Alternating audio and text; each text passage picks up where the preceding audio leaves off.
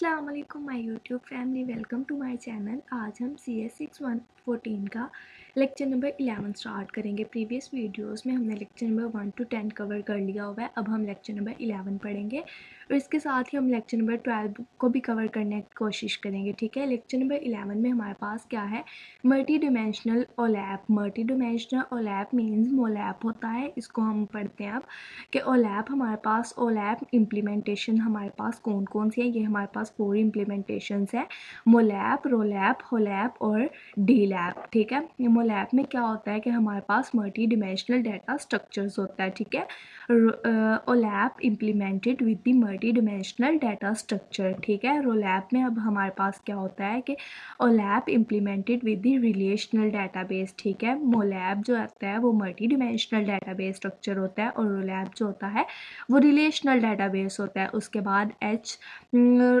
होलैप क्या होता है हमारे पास, इसमें हम इम्प्लीमेंट कर रहे होते हैं हाइबर ऑफ मोलैप एंड रोलैप। ठीक है, उसके बाद डी लैप क्या होता है, इसको इम्प्लीमेंट कर रहे होते हैं for the next step decision support environment में। ठीक है, इस इन तीनों को एमसीक्यूज़ के तौर पे भी हम कर सकते हैं और शॉर्ट क्वेश्चंस के तौर पे भी। ठीक है, उसके बाद वो कह रहा है कि मोलैप जो होता है वो फिज़िकली बिल्ड कर रहा होता है क्यूब से फॉर अ डायरेक्ट एक्सेस के लिए, usually in a property file, एक प्रॉपर्टी फाइल फॉर्मेट में of the multi dimensional database, एक file format of multi dimensional database के या फिर यूज़र डिफाइंड डाटा स्ट्रक्चर के लिए। ठीक है, देयर फॉर आस्की जो होती है एसक्यूएल इज़ नॉट सपोर्टेड। इसमें एसक्यूएल जो होता है स्ट्रक्चर क्यूरी लैंग्वेज जो है वो इसको सपोर्ट नहीं कर रही होती। उसके बाद वो कहता है कि रोलैप में क्या होता है, रोलैप जो होता है वो रिलेशनल सिस्टम होता है। ठीक है, रिलेशनल ओलैप होता है, प्रोवाइड करता है एक्सेस ऑफ इंफॉर्मेशन। ये एक्सेस ऑफ इंफॉर्मेशन को प्रोवाइड कर रहा होता है। वाइज द रिलेशनल डाटाबेस जो है वो यूज़ कर रहा होता है आंसी स्टैंडर्ड एसक्यूएल।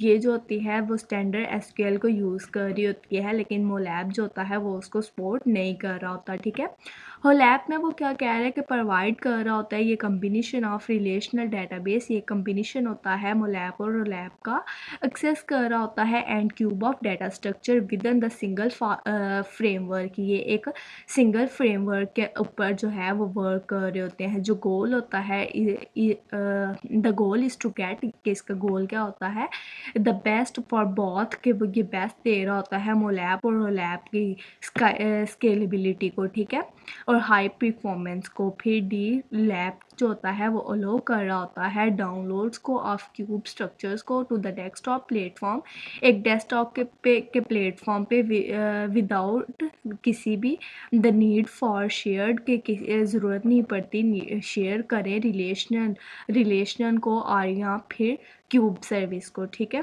उसके बाद उन्होंने बताया हुआ है कि मोलैप जो है वो इम्प्लीमेंट किस में कर रहा होता है, ये हिस्टोरिकल हैज़ बिन इम्प्लीमेंटेड हो रहा होता है यूजिंग, इस्तेमाल करते हुए मल्टी डिमेंशनल डाटा स्ट्रक्चर्स को या फिर क्यूब्स को। ठीक है, उसके बाद उसने बताया हुआ है कि इसके डिमेंशन ऑफ और की बिजनेस के फैक्टर्स कौन कौन से हैं। जियोग्राफिक में होता है कि हिस्ट्री, सिटी क्या है, डिस्ट्रिक्ट क्या है, उसके डिवीजन क्या है, प्रोविंस क्या है। ठीक है, प्रोडक्ट में आगे आ जाएगा कि प्रोडक्ट की आइटम कौन सी है, प्रोडक्ट कैटेगरी कौन सी है और प्रोडक्ट का डिपार्टमेंट कौन सा है। डेट्स में हमारे पास डे, वीक्स, मंथ्स और ईयर आ जाता है। ठीक है, वेरी हाई परफॉर्मेंस, ये बहुत ही हाई परफॉर्मेंस जो होती है वो अचीव्ड हो रही होती है बाय ओ ऑफ 1 की टाइम्स के साथ। लुकअप इनटू द क्यूब, हम लुकअप कर रहे होते हैं क्यूब्स को, डाटा स्ट्रक्चर्स टू रिट्रैक्ट करे प्री एग्रीगेट रिजल्ट्स को। ठीक है,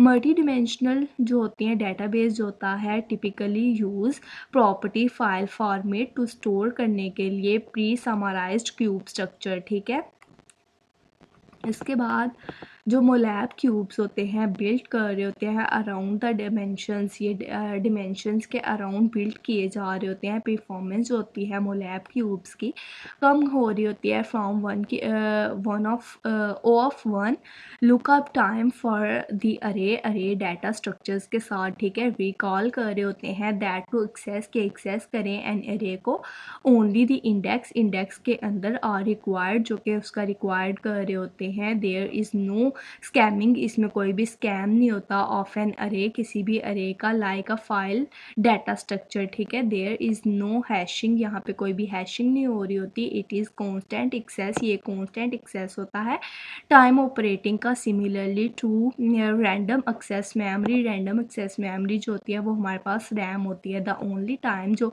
the only time, the time complexity जो होती है वो डज बियॉन्ड हो रही होती है ओ ऑफ 1 के, इज़ व्हेन, जब क्यूब साइज हो इस सो लार्ज, जब उसके क्यूब का साइज बहुत लार्ज हो, that it can not file fit, और फाइल उसके अंदर फिट ना हो रही हो इन द मेन मेमोरी में। इन सच अ केस, किसी भी केस में अ पेज या फिर ब्लॉक जो हो फिल्ड विल बी अक्कर हो रहा होता है।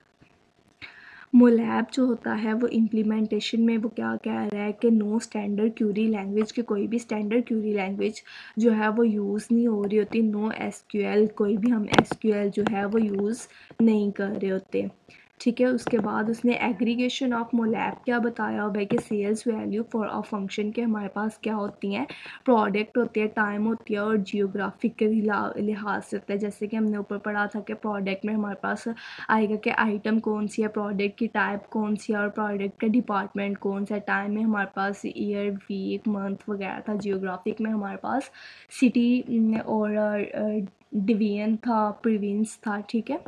अ क्यूब स्ट्रक्चर क्रिएट कर रहा होता है टू हैंडल दिस, केस को हैंडल करने के लिए, ठीक है। ये इन्होंने नीचे बताया भी हुआ है। उसके बाद नेक्स्ट हमारे पास क्यूब ऑपरेशंस आते हैं कि हमारे पास क्यूब के ऑपरेशंस क्या हैं। रोल अप के रोल अप करें हम, समराइज डाटा को गिव करें, सेल्स डाटा समराइज करें, सेल्स ऑफ लास्ट ईयर के हम लास्ट ईयर की सेल्स जो है उनको जमा करें और समराइज करें बाय प्रोडक्ट की कैटेगरी के साथ और इसके रीजन के साथ। ड्रिल डाउन हमारे पास होता है, ड्रिल डाउन होता है कि नीचे की गहराइयों को, मतलब कि गेट मोर डिटेल, के हम बहुत ज़्यादा डिटेल हासिल करने हो तो हम ड्रिल डाउन का प्रोसेस जो है वो यूज़ कर रहे होते हैं, ठीक है। गिव कर रहा होता है summarise sale as above, find कर रहा होता है बैकअप ऑफ सेल्स को by city within each region, के हम ईच रीजन की सिटी जो होती है उसको हम जो है वो बैकअप ले रहे होते हैं, ठीक है। उसके बाद स्किल एंड इसमें हम सेलेक्ट कर रहे होते हैं एंड प्रोजेक्ट कर रहे होते हैं sales of software, soft drink की हम सेल्स को देख रहे होते हैं in Karachi during the last, ठीक है।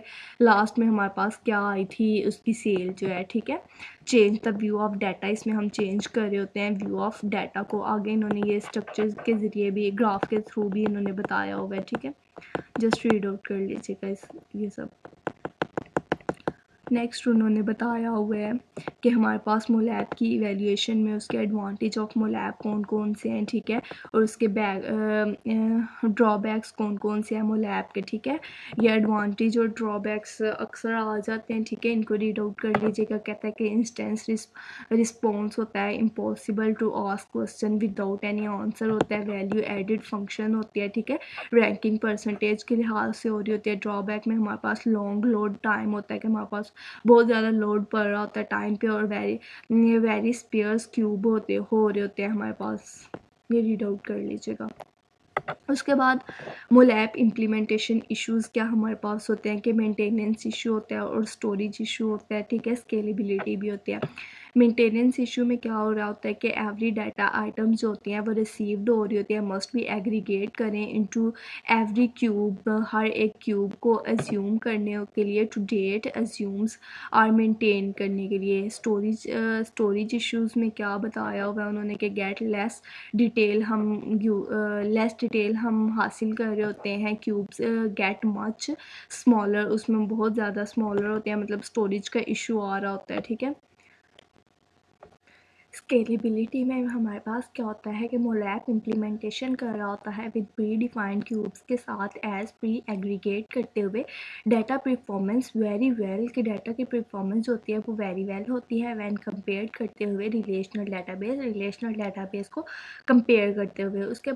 उसके बाद हमारे पास पार्शन क्यूब्स में हमारे पास क्या हो रहा होता है कि हम डिवाइड एंड कनकर क्यूब्स होते हैं, डिवाइड एंड कनकर टेक्निक ये थी कि हमारे पास एक बहुत बड़ी प्रॉब्लम होती थी, उसको हम छोटे-छोटे जो थे उसको सब पार्ट्स में डिवाइड कर लेते थे और उसके बाद उसको जब कनकर करते थे, कनकर में हमारे पास ये होता था कि हम वो उस टेक्निक को कंबाइन कर देते थे, ठीक है। ये था हमारे पास डिवाइड एंड कनकर, ये मैंने प्रीवियस वीडियो में ब्रीफली डिफाइन किया हुआ है, ठीक है। पार्शन जो है वो अप्रोच हेल्प कर रही होती है, ठीक है, स्केलेबिलिटी को, लिमिटेशंस ऑफ मोलैप इम्प्लीमेंटेशन। उसके बाद